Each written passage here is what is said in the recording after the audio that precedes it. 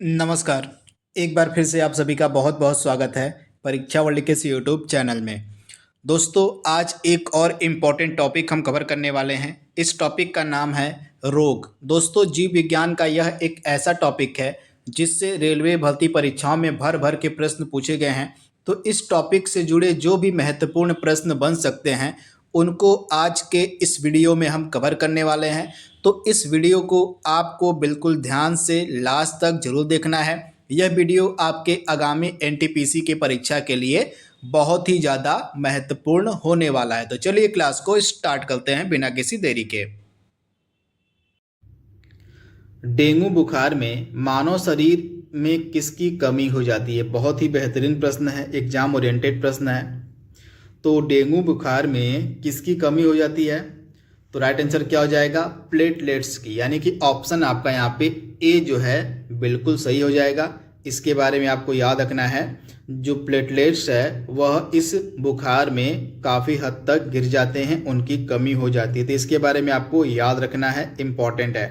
तथा यह जो डेंगू का बुखार है यह किससे होता है? तो मादा एडिज एजिप्टी नामक मच्छर के काटने से होता है। तो फैक्ट आप याद कर लीजिएगा, यहाँ पे मैं लिख देता हूँ। मादा एडिज एजिप्टी, इस मच्छर के काटने से जो है डेंगू का बुखार होता है। और इस बुखार में जो है प्लेटलेट्स मनुष्य के शरीर का कम होने लगता है। तो ये फैक्ट आपको याद रखना है, इंपॉर्टेंट प्रश्न है, एग्जाम में आपसे पूछ लिया जाएगा। तो इसके बारे में आपको याद रखना है। इसके बाद अगला प्रश्न आपके स्क्रीन पर है, हाइड्रोफोबिया किसके द्वारा होता है? बेहतरीन प्रश्न है। हाइड्रोफोबिया जो है किसके द्वारा होता है? तो राइट आंसर क्या हो जाएगा? यह जो हाइड्रोफोबिया नामक बीमारी है यह विषाणुओं के द्वारा होती है, यानी कि ऑप्शन आपका यहाँ पे जो सी है बिल्कुल सही हो जाएगा। विषाणुओं के द्वारा यह बीमारी होती है। इसमें होता क्या है कि इसमें जो है पानी से डरने की यह एक प्रक्रिया होती है, यानी कि जो व्यक्ति इस बीमारी से पीड़ित होता है वह व्यक्ति जो है पानी से डरने लगता है, पानी से दूर भागने लगता है। तो इसके बारे में आपको याद रखना है, इम्पॉर्टेंट प्रश्न है। तथा यह जो हाइड्रोफोबिया है यह रेबीज का ही एक पुराना नाम है, तो इसे भी आप याद कर लीजिए। यह रेबीज का ही एक पुराना नाम है हाइड्रोफोबिया। इसमें जो है सामान्य तौर पर जो रोगी होता है उसको पानी से डर लगने लगता है। तो ये फैक्ट आपको याद रखना है, क्लियर कर लेना है, कन्फ्यूजन नहीं रखना है। तथा यह जो पहले प्रश्न में मैंने आपको बताया था कि मादा एडिज एजिप्टी नामक मच्छर के काटने से यह डेंगू बुखार होता है, तो यह एक वायरस जनित बीमारी भी है। तो इसे भी आप याद कर लीजिएगा, यह एक वायरस जनित बीमारी भी है। तो ये फैक्ट आपको याद रखना है। अगर आपसे पूछ ले कि डेंगू किससे फैलता है, जीवाणु से फैलता है, विषाणु से फैलता है या किससे फैलता है, तो आपका आंसर हो जाएगा यह वायरस से फैलने वाली बीमारी है जो मादा एडिज एजिप्टी नामक मच्छर के काटने से भी होती है। तो ये फैक्ट आपको याद रखना है। अगला प्रश्न आपके स्क्रीन पर है, मस्तिष्क तथा मेरु रज्जु पर चढ़ी झिल्ली में सूजन आ जाने से होने वाला रोग कौन सा है? इंपॉर्टेंट प्रश्न है, तो आप याद कर लीजिएगा। मस्तिष्क तथा मेरु रज्जु पर चढ़ी झिल्ली में सूजन आ जाने से कौन सा रोग होता है? मेनिंजाइटिस। तो आप याद कर लीजिएगा, मेनिंजाइटिस यह बीमारी होती है। तो इसके बारे में आपको याद रखना है। ऑप्शन आपका क्या सही हो जाएगा? ऑप्शन आपका यहाँ पे जो सी है बिल्कुल सही हो जाएगा। अगला प्रश्न आपके स्क्रीन पर है, यदि कोई मानवीय रोग विश्व में बृहद क्षेत्र में फैला है तो उसे हम क्या कहेंगे? यदि कोई मानवीय रोग पूरे विश्व में बृहद क्षेत्र में फैला है तो उस रोग को हम क्या कहते हैं? तो उस रोग को हम बोलेंगे पेंडेमिक। तो आप याद कर लीजिएगा, इस प्रकार के रोग को हम बोलते हैं पेंडेमिक। तो ये फैक्ट आपको याद रखना है, कंफ्यूजन नहीं रखना है। इसके बाद अगला प्रश्न आपके स्क्रीन पर है, निम्नलिखित में से कौन से रोग का कारण जीवाणु नहीं होता? ये दिए गए ऑप्शंस में से कौन सा रोग जीवाणुओं से नहीं फैलता है आपको बताना है। तो इसमें से आपका कौन सा रोग जीवाणु से नहीं फैलता है? तो राइट आंसर क्या हो जाएगा? इसमें से जो एड्स है यह जीवाणु से नहीं फैलता है, बल्कि यह विषाणु यानी कि वायरस जनित बीमारी है आपकी एड्स। इसके अलावा आपका तीनों जो ऑप्शन है डिप्थीरिया हो गया, हैजा हो गया और काली खांसी हो गई, ये आपके बैक्टीरिया यानी कि जीवाणु से होने वाले रोग हैं। लेकिन जो एड्स है आपका किससे फैलता है, तो वायरस से यानी कि विषाणु से फैलता है एड्स। तो इसके बारे में आपको याद रखना है, भूलना नहीं है। इसके अलावा अगला प्रश्न आपके स्क्रीन पर है, पोलियो का कारण क्या होता है, पोलियो किससे फैलता है। तो पोलियो किससे फैलता है, तो यह भी वायरस से होने वाली बीमारी है, यानी कि ऑप्शन आपका बी यहाँ पे बिल्कुल सही हो जाएगा, वायरस से होने वाली बीमारी है पोलियो।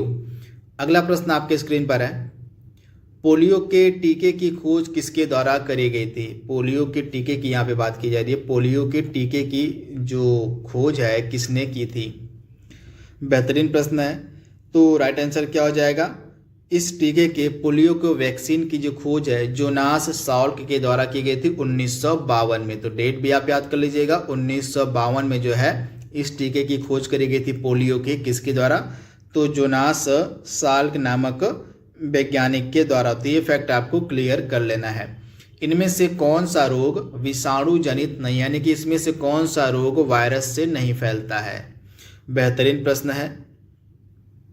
तो दिए गए ऑप्शन में से जो आपका क्षय रोग है, इसको हम टीबी के नाम से भी जानते हैं, ट्यूबरकुलोसिस भी इसको कहा जाता है। तो यह जो बीमारी है यह आपकी वायरस से नहीं होती है बल्कि बैक्टीरिया से फैलती है। तो इसे भी आप याद कर लीजिएगा, जो टीबी है यह आपकी जीवाणु से होने वाली बीमारी है। तो ये फैक्ट आप क्लियर कर लीजिएगा। बाकी के जो तीनों ऑप्शन आपके स्क्रीन पर दिए जा रहे हैं, खसरा, रेबीज, पोलियो, ये तीनों आपके वायरस से होने वाली बीमारियां हैं। लेकिन आपका जो क्षय रोग है यह आपका किससे फैलता है, तो क्षय रोग आपका फैलता है बैक्टीरिया से, यानी कि टीबी से। तो और बैक्टीरिया से फैलता है आपका क्षय रोग। तो ये फैक्ट आपको याद रखना है। अगला प्रश्न आपके स्क्रीन पर है, किस सूक्ष्म जीव के द्वारा हेपेटाइटिस बी की बीमारी होती है। जो हेपेटाइटिस बी की बीमारी होती है किससे फैलती है, तो राइट आंसर क्या हो जाएगा, यह बीमारी आपकी वायरस से होने वाली बीमारी है, हेपेटाइटिस बी। इससे हमारे शरीर का कौन सा अंग प्रभावित होता है, तो लीवर हमारा प्रभावित होता है, हमारा यकृत प्रभावित होता है इस बीमारी से। तो राइट आंसर क्या हो जाएगा, वायरस जनित बीमारी है हेपेटाइटिस। तो इसके बारे में आपको याद रखना है। राइट आंसर क्या हो जाएगा, ऑप्शन ए आपका बिल्कुल सही हो जाएगा। और हेपेटाइटिस रोग से मनुष्य शरीर का सीधा प्रभावित होने वाला अंग कौन सा है। तो इस रोग से मनुष्य के शरीर का कौन सा हिस्सा प्रभावित होता है, तो मैंने आपको अभी बताया है, इससे जो है हमारा लीवर यानी कि हमारी जो यकृत है हमारा, यह प्रभावित होता है इस रोग से। तो ये फैक्ट आपको क्लियर कर लेना है। अगला प्रश्न आपके स्क्रीन पर है, एड्स का कारण क्या होता है। तो अभी हमने पहले ही प्रश्न में बात की थी कि जो एड्स है एक वायरस जनित बीमारी है। तो ये चीज़ आप याद रखिएगा, एड्स किस प्रकार की बीमारी है, तो एड्स आपकी वायरस जनित बीमारी है। तो ऑप्शन आपका यहाँ पे क्या सही हो जाएगा, ऑप्शन आपका बी सही हो जाएगा। कई बार एड्स का जो पूरा नाम है वो पूछ लिया जाता है, तो मैं आपको इसका पूरा नाम भी बता दे रहा हूँ, आप याद कर लीजिएगा। एक्वायर्ड इम्यून डिफिशियंसी सिंड्रोम, आप याद कर लीजिएगा। एक्वायर्ड इम्यून डिफिशियंसी सिंड्रोम जो है एड्स का पूरा नाम होता है, तथा यह वायरस से होने वाली बीमारी है। तो ये फैक्ट आपको याद रखना है। अगला प्रश्न आपके स्क्रीन पर है, एड्स के जो वायरस होते हैं, एड्स का जो विषाणु होता है उसमें क्या होता है। तो आप याद कर लीजिएगा, एड्स के विषाणु में, वायरस में आरएनए प्लस प्रोटीन होता है। क्या होता है, तो आरएनए प्लस प्रोटीन इसमें होता है। तो ऑप्शन आपका सी यहाँ पे 100% सही हो जाएगा।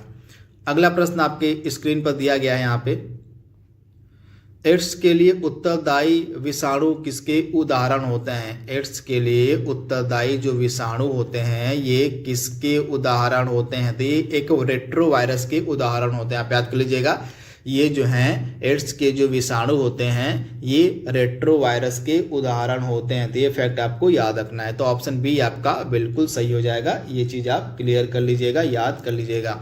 जो आपका जापानी इंसेफ्लाइटिस है, जापानी इंसेफ्लाइटिस किसके कारण फैलता है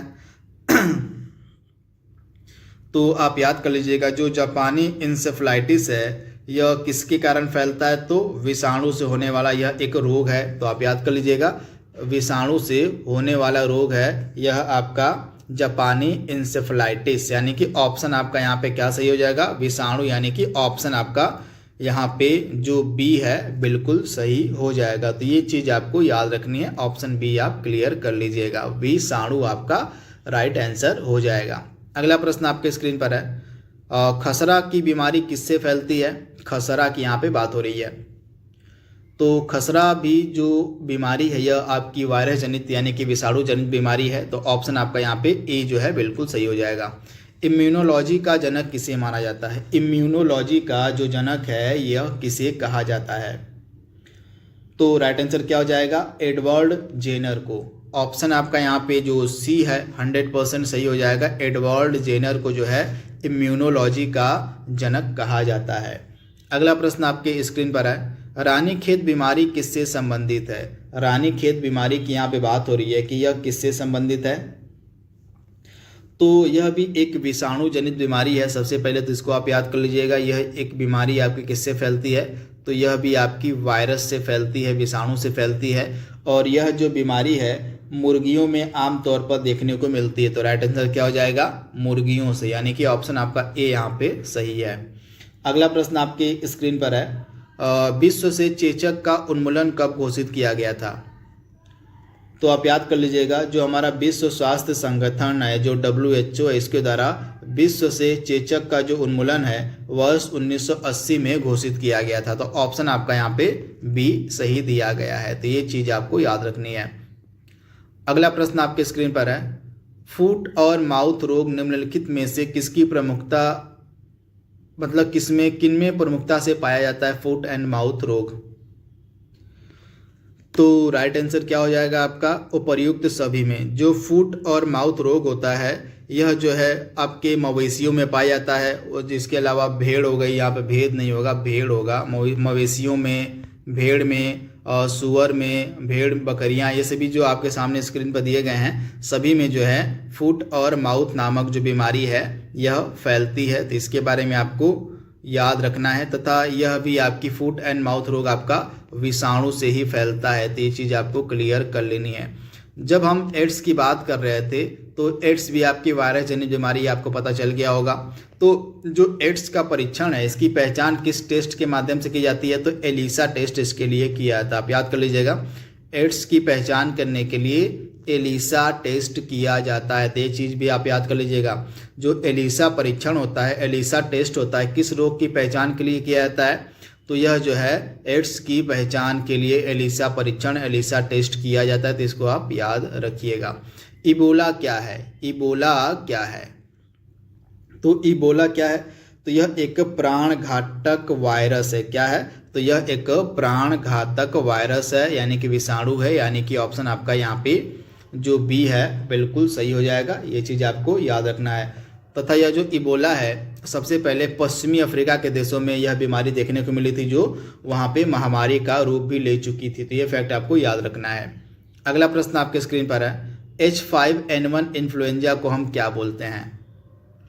H5N1 इन्फ्लुएंजा को क्या कहा जाता है? तो इसको जो है बर्ड फ्लू कहा जाता है, और यह भी आपका वायरस से ही फैलता है, यानी कि ऑप्शन आपका बी यहाँ पे बिल्कुल सही हो जाएगा।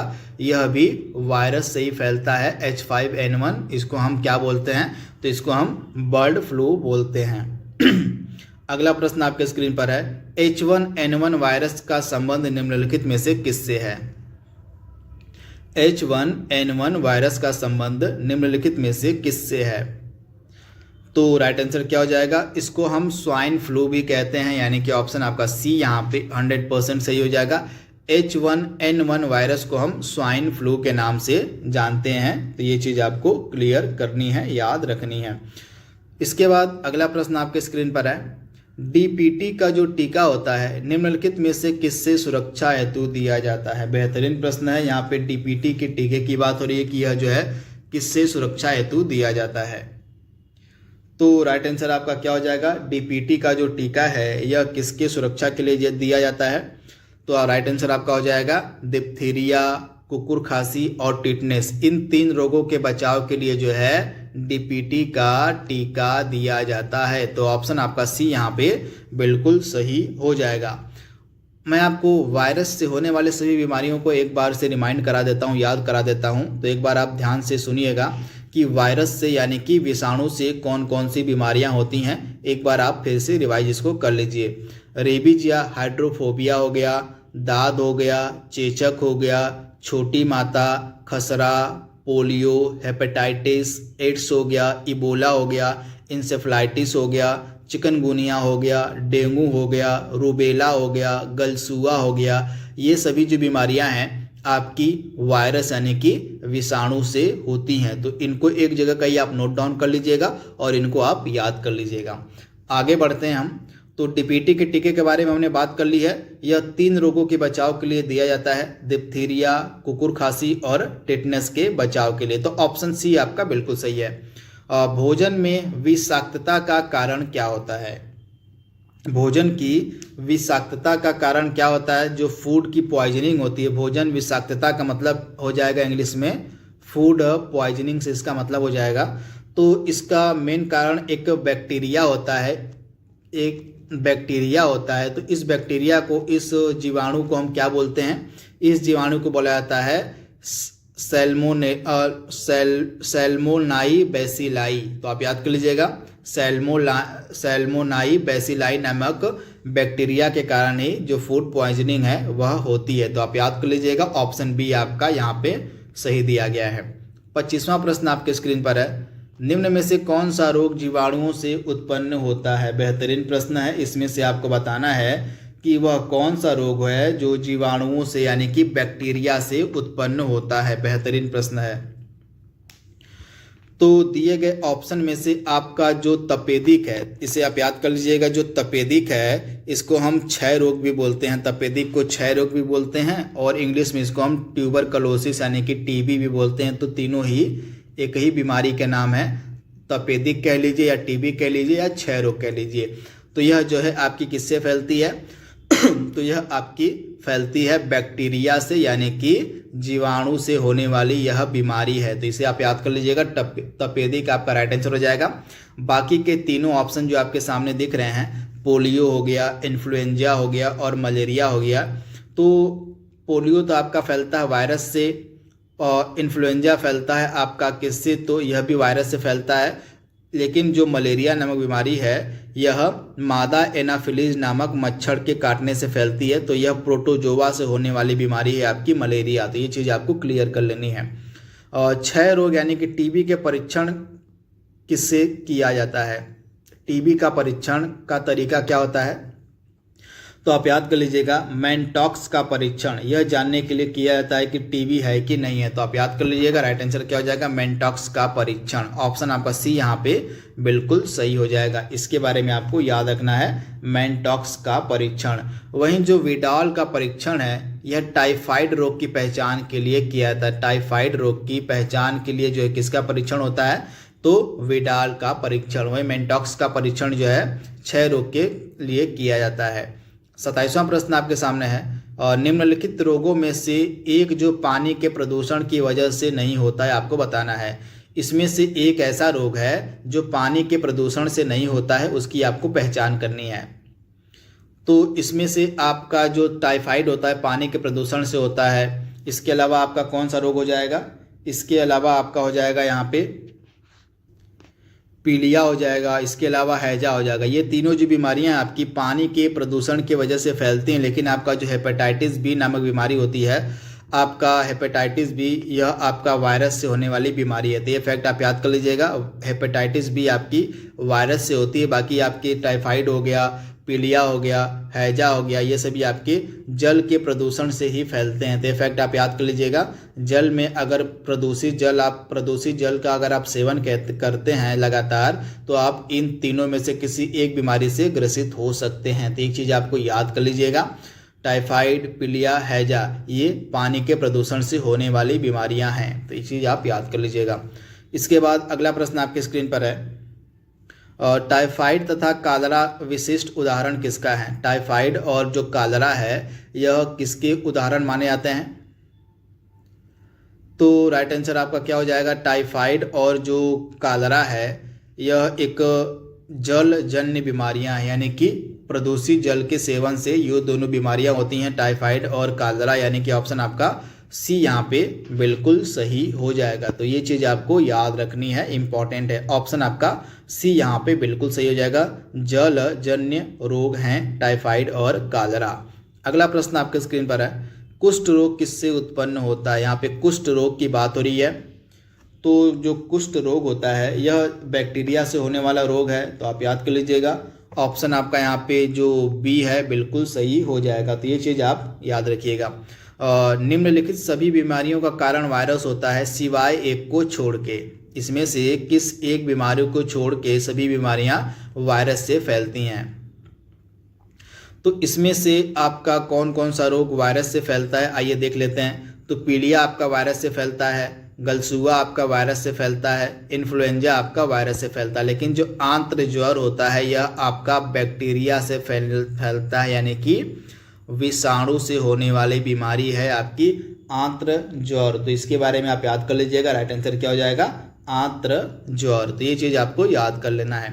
तो एक बार फिर से मैं आपको बैक्टीरिया यानी कि जीवाणु से कौन कौन सी बीमारियां होती हैं मैं आपको रिमाइंड करवा देता हूं, याद करवा देता हूं। तो एक बार अब इसको नोट डाउन कर लीजिएगा। मैं स्टार्ट करने जा रहा हूं। सबसे पहले टिटनेस हो गया, टिटनेस, सिफिलिस, हैजा, डिप्थीरिया, काली खांसी, प्लेग, निमोनिया, कालरा, क्षय रोग यानी कि टीबी, टाइफाइड, कोढ़, ये सभी बीमारियां आपकी जीवाणु यानी कि बैक्टीरिया से होती हैं। तो इनको आप याद कर लीजिएगा, एक जगह कहीं आप नोट डाउन कर लीजिएगा। 31वें प्रश्न की तरफ बढ़ते हैं हम। जो बीसीजी का टीका होता है निम्न में से किसमें लगाया जाता है, किसमें जो है बीसीजी का टीका लगाया जाता है। तो राइट आंसर क्या हो जाएगा, क्षय रोग की रोकथाम के लिए जो है बीसीजी का जो टीका है वह लगाया जाता है। तो क्षय रोग को हम टीबी बोलते हैं। तो राइट आंसर क्या हो जाएगा, टीबी के रोकथाम के लिए जो है बच्चों में यह टीका लगाया जाता है। बच्चों में आप याद कर लीजिएगा, बच्चों में यह टीका लगाया जाता है क्षय बीसीजी का, क्षय रोग यानी कि टीबी के रोकथाम के लिए। जो एथलीट फुट नामक बीमारी है यह किससे फैलती है। एथलीट फुट नामक जो बीमारी है यह किससे फैलती है आपको बताना है। बेहतरीन प्रश्न है। तो राइट आंसर क्या हो जाएगा, यह जो बीमारी है यह फंगस से होती है। तो राइट आंसर क्या हो जाएगा, फंगस यानी कि फफूंद से होने वाली बीमारी है एथलीट फुट। तो ये फैक्ट आपको याद रखना है। ऑप्शन आपका सी यहाँ पे बिल्कुल सही दिया गया है। 33वां प्रश्न आपके स्क्रीन पर है, निम्नलिखित में से कौन सा रोग कवक जनित है। इसमें से कौन सा रोग कवक जनित है आपको बताना है। अच्छा प्रश्न है। तो राइट आंसर क्या हो जाएगा, इसमें से जो रोग है आपका गंजापन, आप याद कर लीजिएगा। जो गंजापन है यह कवक से होता है। तो ये चीज़ आपको याद रखना है। ऑप्शन आपका यहाँ पे सी वाला जो दिया गया है बिल्कुल सही दिया गया है, गंजापन। इसमें से कौन से रोग का कारण जो है सॉरी यहाँ पे कवक जनित रोग पूछा गया। इसमें से कौन सा रोग कवक के कारण होता है। तो इसमें से आपका कौन सा रोग कवक से होता है। तो त्वचा का प्रदाह, आप याद कर लीजिएगा। त्वचा का प्रदाह जो है यह कवक से होने वाला रोग है। तो ये चीज़ आप याद कर लीजिएगा। वहीं आपका पोलियो वायरस से होता है। मैंने आपको बताया था कि जो पोलियो है यह वायरस से होता है। और हैजा जो होता है आपका, हैजा किससे होता है। तो हैजा आपका बैक्टीरिया से होता है। तो ये चीज़ आपको याद कर लीजिएगा। पोलियो और पीलिया में आपको कन्फ्यूजन नहीं रखना है। पोलियो और पीलिया दोनों अलग अलग बीमारियां हैं। तो ये चीज़ आप क्लियर कर लीजिएगा। तो ये चीज़ आप याद कर लीजिएगा। तो इसमें से आपका जो आपका पोलियो है यह आपका वायरस से यानी कि विषाणु से होता है। इसके बाद त्वचा का प्रदाह आपका कवक से होने वाला रोग है। 35वां प्रश्न आपके स्क्रीन पर है, मलेरिया से मनुष्य के शरीर का कौन सा अंग प्रभावित होता है। मलेरिया से हमारे शरीर का, मनुष्य के शरीर का कौन सा अंग प्रभावित होता है आपको बताना है। बेहतरीन प्रश्न है। तो राइट आंसर क्या हो जाएगा, तिल्ली यानी कि प्लीहा जो है मलेरिया से प्रभावित होने वाला अंग है। तो एक चीज़ आप याद कर लीजिएगा।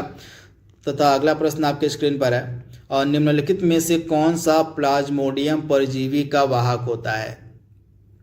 तो आप याद कर लीजिएगा, मच्छर। आप याद कर लीजिएगा, यह एक मादा एनाफिलीज मच्छर होता है, मादा एनाफिलीज। तो मादा एनाफिलीज नामक एक परजीवी मच्छर होता है जो प्लाज्मोडियम नामक प्रोटोजोआ को लेकर उड़ता है और इसी के काटने से ही जो मलेरिया है वह बीमारी होती है। तो ये फैक्ट आप याद कर लीजिएगा। मादा एनाफिलीज नामक मच्छर के काटने से ही जो बीमारी है मलेरिया की वह होती है। तो एक चीज़ आप याद कर लीजिएगा। वहीं डेंगू किस मच्छर के काटने से होता है? दोनों में आपको कन्फ्यूजन नहीं रखना है। डेंगू जो है मादा एडिज एजिप्टी, यहाँ पे मैं लिख देता हूँ, डेंगू जो है मादा एडिज एजिप्टी नामक मच्छर के काटने से होती है। वहीं जो आपका मलेरिया नामक बीमारी है, मलेरिया आपके मादा एनाफिलीज नामक मच्छर के काटने से फैलती है। तो दोनों में आपको कन्फ्यूजन नहीं रखना है। तथा यह जो आपका मलेरिया रोग है यह प्लाज्मोडियम नामक परजीवी से ही फैलता है, जिसको लेकर कौन उड़ता है? तो जिसको लेकर मादा एनाफिलीज नामक मच्छर उड़ता है। तो एक चीज़ आपको याद रखनी है। अगला प्रश्न आपके स्क्रीन पर है, उस वैज्ञानिक का नाम आपको बताना है जिसने यह खोज की थी कि मलेरिया जो है प्लाज्मोडियम नामक परजीवी से होता है। तो इस वैज्ञानिक का नाम था रोनाल्ड रॉस। इन्होंने ही यह बताया था कि जो मलेरिया होता है यह प्लाज्मोडियम नामक परजीवी से होता है। तो एक चीज़ आप याद कर लीजिएगा, रोनाल्ड रॉस आपका राइट आंसर हो जाएगा।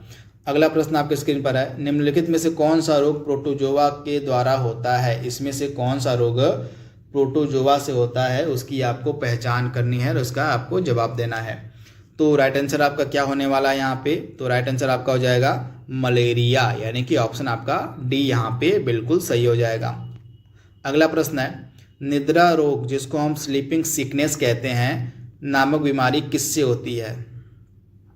तो आप याद कर लीजिएगा, जो निद्रा रोग होता है यह प्रोटोजोआ के द्वारा होता है, यानी कि ऑप्शन आपका यहाँ पे जो सी है बिल्कुल सही हो जाएगा।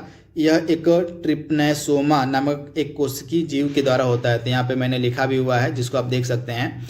जो स्लीपिंग सिकनेस होता है, जो निद्रा रोग होता है, यह ट्रिप्नोसोमा पैलेडियम नामक एक कोशिकीय प्रोटोजोआ जीव के द्वारा होता है यह निद्रा रोग। तो ये फैक्ट आपको क्लियर कर लेना है। आज के सेशन का लास्ट प्रश्न आपके स्क्रीन पर है, निम्नलिखित में से कौन सा आनुवांशिक रोग नहीं है? इसमें से कौन सा एक आनुवांशिक रोग नहीं है? तो राइट आंसर क्या हो जाएगा? इसमें से आपका रतौंधी आनुवांशिक रोग नहीं है। बाकी आपके तीनों जैसे हीमोफीलिया हो गया, वर्णांधता हो गई और आपका रंजकहीनता, ये तीनों जो बीमारियां हैं आपकी आनुवांशिक रोग की कैटेगरी में आती हैं। बाकी आपका जो रतौंधी है यह आनुवांशिक रोग नहीं होता है। तो ऑप्शन आपका ए यहाँ पे बिल्कुल सही हो जाएगा। और बाकी के तीनों को आपको याद रखना है, ये सभी आपके तीनों आनुवांशिक रोग हैं, हीमोफीलिया, वर्णांधता और रंजकहीनता। तो ये चीज़ आपको याद रखनी है।